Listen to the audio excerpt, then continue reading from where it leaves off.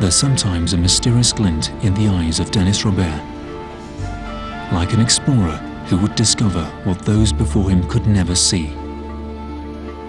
For years, this former journalist turned writer has been tracking money from crime and corruption. In just a few months, he made 2 films and 2 books which he knew would be explosive. There he makes, he says, extraordinary revelations about a strange black box in global finance. Since then, he has spent his time in court defending his inquiry. He sees himself as a victim of a heavy silence, convinced that he is right. Who is this person who has created a scandal on a global level? And what is this truth he is burdened with? Did he know that his story was going to change his life? No, I did not think it would go this far. I didn't think so.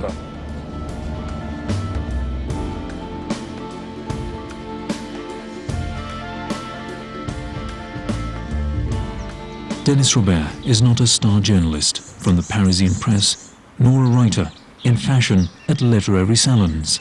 No, he lives and works in the little village of Auray. In Metz, he was a correspondent for the newspaper Libération for a long time. His articles were always about corruption surrounding the elite, ministers, political parties. The fight against financial crime has become his raison d'être. Perhaps you remember hearing about the Geneva appeal. In 1996, it was he, Denis Robert, who assembled a group of magistrates specializing in financial dossiers. Like the Frenchman Renard van Ruymbeck, the Spanish Balthazar can't find the name of the Spanish magistrate, and the Swiss Bernard Bertosa. These magistrates denounced the lack of transparency of tax havens, little countries in the Caribbean, Europe and Asia, where all inquiries are blocked by bank secrecy. The Geneva appeal won't change much, but it changed more the abandoned inquirer. He threw himself into a new project, which became the Clearstream affair. There are documents in my office, and if not, there are... During 3 years of investigations, he harvested hundreds of documents, dozens of witnesses. He recorded their interviews and their telephone calls. That is the Clearstream file, everything about the stream, all the stream. Uncovering money made from crime. My motivation is where that money is going. There is my motivation, and I'm not happy with the answers from the judges or even from the journalists I read, who say, yes, what goes into the tax havens, which disappears, does not simply disappear. I can prove with this story that there is a parallel financial system. It's like everyone says, the money made from crime is very mysterious. We talk about a black hole in finance, etc. Here I photographed a continent, call it a parallel financial system. We can see it, it is without limits, we can measure its thickness. I show how to get there, the technology and all. I say that it's not very complicated. I say it's there, all over the world. Take a globe and put your finger on Luxembourg and you'll find Clearstream. Clearstream, Luxembourg. From Metz, it's only a 45-minute journey to reach Luxembourg, one of the smallest countries in Europe, one of the richest in the world. 30 years ago, Luxembourg was only living from its coal mines and its steel industry, like Lorraine. But this country never knew crisis or unemployment. It quickly transformed itself into a tax haven, kingdom of bankers and fund managers. At the heart of this stronghold, since 1970, a society unknown to the general public has existed, which bankers considered the pinnacle of their industry, Clearstream. What is it all about? Today, the principal activity in the ABC banks and the others is to buy and sell shares, obligations, what they call titles. For that, The banks go via an intermediary society, Clearstream. Clearstream is in charge of transferring financial products from one bank to another by computer in complete security. Clearstream is the security guard of international finance. The list of 2,500 clients and their account numbers is published by the association in the form of a directory accessible to all members. The system handles millions and millions of dollars, 24 hours a day. But this picture is perhaps not totally complete.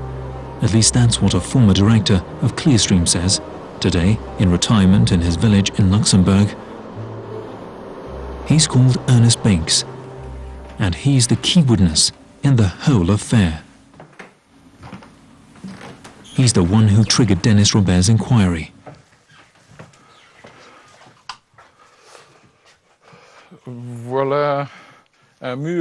There's years' worth of work on this wall. At 58 years old, he knows how Clearstream works better than anyone. This knowledge stems from when, in the 1970s, he set up the entire computer system of the association. But in 1983, to his great surprise, Ernest Bakes was brutally fired. I asked myself in '83 why I should be fired, because to this day there has never been a serious explanation for this action, which would be considered illegal in the court of law. But he has an explanation. In the beginning of the 1980s, certain banks asked to create non-published accounts within the system of accounts, a bit like a red list reserved for those in the know. For him, these secret accounts were against the rules of transparency of the association. They allow a lot of leeway. He's sure he was fired because he didn't agree about creating these accounts. So he left Clearstream with one question in his head. What were these non-published accounts going to be used for? For 15 years, he has searched for the answer by keeping contact with members of Clearstream, discreet sources in high places.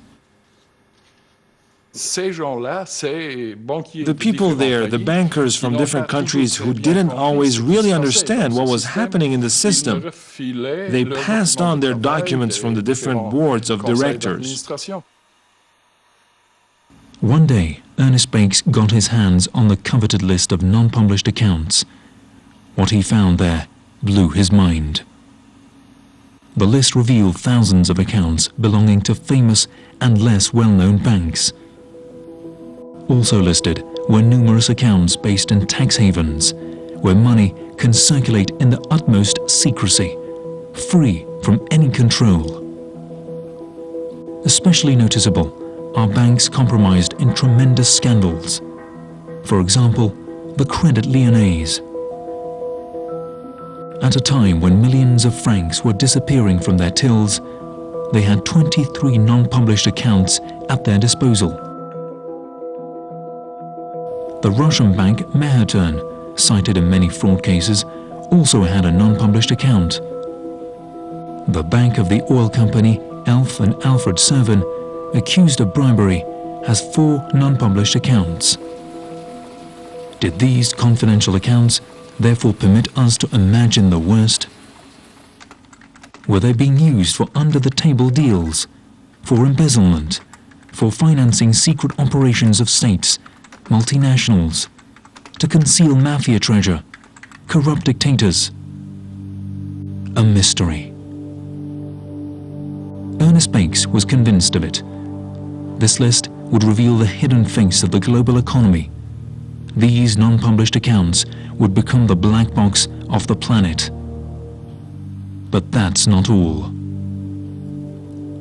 Denis Robert was to meet a second key witness by the name of Reggie Hempel, also from Luxembourg, and also a former senior manager from Clearstream. who was also fired in 1992. He explained that his job was to erase transactions from the computer system, just as if they had never existed. Every day, according to him, the traces of millions of dollars would disappear into the system. Me, I admit that I did that. And when you did it, you knew that you were doing something questionable. Yes, I admit that as well. These are the images shot by Denis Robert. Reggie Hempel didn't wish to speak in front of our camera. He swears that this is from fear of reprisals from Clearstream. His former employer took him to court in Luxembourg for violating the banking secret, but not for lying. He's never gone back on his confession. It's the biggest flawless laundry in the world. For dirty money? For dirty or black money, however you want to call it. And why do you say that? Because every banker knows he's able to work like that. It's perfectly possible to do it. Denis Robert and Ernest Banks knew that they were attacking a subject rarely discussed: the power of the biggest bankers on the planet. For the super powerful people in Clearstream, it's their little kitchen, it's the little banking secret, the big secret, because you know, Clearstream is the back room. It's the common subcontractor for all the banks. And so to attack it is to attack the Achilles heel of the system. In February 2001, Denis Robert got ready to reveal the information. He was convinced that an incredible scandal was about to break out. But he was wrong. The first to react were the directors of Clearstream. They held an urgent press conference in Luxembourg the very day the book came out. The directors declared the work fictional and decided to take Denis Robert to court. In France, the influential newspaper Le Monde also criticized the revelation vigorously. An incisive half-page article denounced it as a book of convoluted explanations. Lacking all the necessary verifications, the inquiry suffered from a method founded principally on assertions and juxtapositions. On many occasions, the authors seemed not to respect the minimal rules of investigative journalism. The director and editor of the Le Monde, Edouard Plenel, defends the article. He doesn't like Denis Robert's style, his way of setting the scene, and writing in the first person. It merges the genres of fiction and inquiry. Denis Robert took the Le Monde's criticism like the treason of a colleague. The fact that the Monde quashed us like that, quashed the mechanism we put in place, because we were not born yesterday. We had made quite a powerful media strategy, we'd met foreign journalists, etc., and everyone was edified by what we discovered. And the fact that we were assassinated in the way that we were destroyed this strategy. It was from the National Assembly that they received unexpected help. That of the Socialist Member of Parliament, Vincent Payon. Vincent Payon directs the parliamentary mission against money laundering in Europe. He's one of the rare people elected to publicly denounce this scourge. When the book came out, he invited Denis Robert and Ernest Banks as official witnesses. We wanted to receive you today, Mr. Banks and Mr. Roberts, because you're tackling questions which are at the center of our preoccupations. I believe that there should be... For 2 hours, they explain the lists of the accounts and the surprises they claim to find there.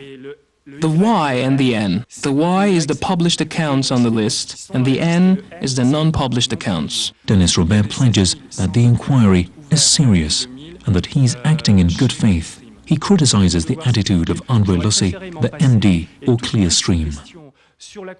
And all these questions about accountability and the reports published about the clients, all these questions I have put again and again to André Lossi of Clearstream. He never wanted to answer me. Obviously, I have proof of that. It's the signed receipt of the letters, the emails, etc. And today, it's the silence and the intimidation. The president of Clearstream is of course invited as a witness before the mission, but he doesn't come. Vincent Payon is astonished and convinced and will include this account in a 300-page report, a report made public and received with widespread indifference. During this time, the book provokes a stupor amongst the magistrates. Clearstream has never been the object of the slightest inquiry, of the slightest suspicion. 2 months after the appearance of revelations, an official inquiry is opened. The judge directing the inquiry raids the Clearstream's offices. Finally, 6 directors, including André Lossi, are examined for laundering, false accounts and swindling. Today, André Lossi is unemployed. There's no more president of Clearstream. It's their lawyer who responds in his place. His defense is surprising. He explains nothing about the non-published accounts, but he attacks Denis Robert personally.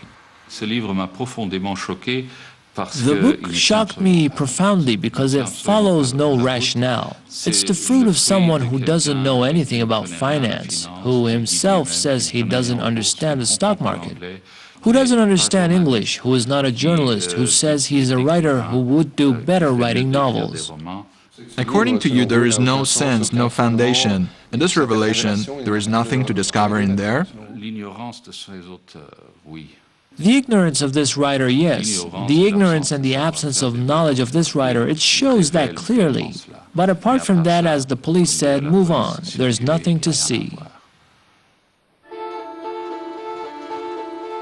Denis Robert claims the contrary, the right to investigate and to understand like any citizen. I saw things from a completely naive perspective, and I went in and I would have never been able to make this inquiry if I'd been working in finance. And the weakness is that they can say, be careful of this Robert. He writes novels, he resigned from Liberation, his trouble, his account is mythomania. It was easy to attack us and our credibility, and I was expecting it to a certain extent. But me, all I wanted, what I've always put first, is information with a capital I. That means we attack, we discuss my evidence, my documents, my thinking, my hypothesis, so that it doesn't get personal.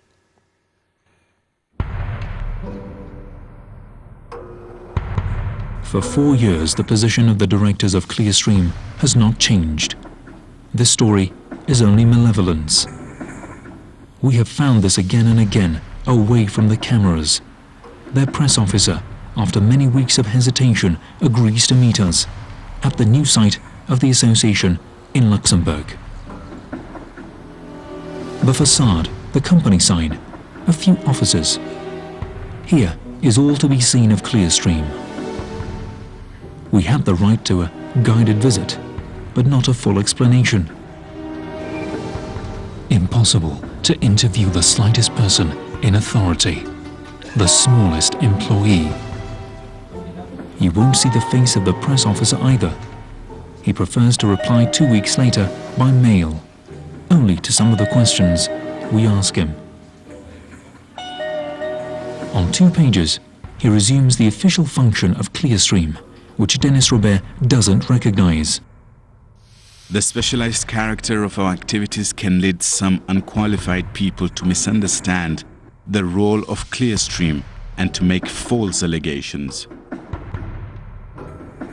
As for the non-published accounts, he only dedicates 10 lines to them.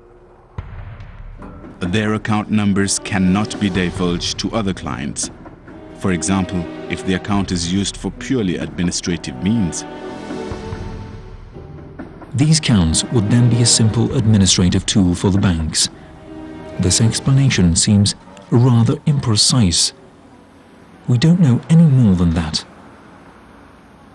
In France, for each of the 2 books, Clearstream has complained of slander, claiming hundreds of thousands of euros from Denis Robert. Today, the Parisian judges are to examine all the files. The two principal witnesses, Reggie Hempel and Ernest Bakes, are ready to give evidence, as they have already done in front of the police and the judge in Luxembourg. The French lawyer from Clearstream will dismiss the investigation as a shoddy job. As far as we can see, maybe we're mistaken. There has been no serious inquiry, no verification of the information, no regrouping of sources. They knew what they wanted to happen. They wanted to discredit the company, to make it a scapegoat for every transaction. And then they found some completely unrelated evidence and twisted it to achieve this aim. Today, Denis Robert and his witnesses are tired of being in court, exasperated at having to borrow money to pay their legal fees. For revelations, Denis Robert will be fined a €1 symbolic, not enough evidence, according to the judges. On the other hand, he will win the trial for the black box. The same judges will order a serious and probing inquiry. These two different judgments will be given only a few lines in the press. Evidently, people are no longer interested in the Clearstream affair. However, with the attacks of September 11th, tracking money used for terrorism will suddenly become an international priority. And of the barbaric criminals who profane a great religion by committing murder in its name. This military action is a part of our campaign against terrorism, another front in a war that has already been joined through diplomacy, intelligence, the freezing of financial assets, and the arrests of known terrorists by law enforcement agents in 38 countries. In July 2003, our colleagues at the weekly Marianne published an article about the money in the Al-Qaeda network. The French Secret Service had tracked all their financial channels, and to their surprise, they found the company CEDEL, the Chamber of Compensation based in Luxembourg. CEDEL is no other than the old name for Clearstream. We got hold of a copy of the report from the French Secret Services. Here is what we read in it. The financing of the OBL network uses very modern techniques, using complex financial products. These transactions pass through companies screened in tax havens. The report even gives an example of fraudulent transactions for purchasing shares, for which the financiers of Al-Qaeda used CEDEL Clearstream. If the terrorists were using Clearstream's non-published accounts, nothing in the report indicates this. Ernest Bakes doesn't know the answer to this question, but he perhaps knows how to find it. The former employee of Clearstream revealed to Denis Robert that the company possesses archives. Each transaction is entered on a record like this one here. Ernest Bakes found thousands of them, which will permit him to find any sale of shares from one bank to another, from one client to another. Quickly, he transferred this record of global finance onto his computer to make better use of it. It will only take seconds to trace a network across the daily transactions. You'll be able to follow the trail of monetary transactions, whether it's money from corruption, drugs, all kinds of trafficking. Even the honest transactions, we can trace them. Ernest Bakes doesn't have all the archives of Clearstream. He claims that it's in the very head office of the company that the police, the financial judges, will be able to find the secrets to resolve numerous affairs.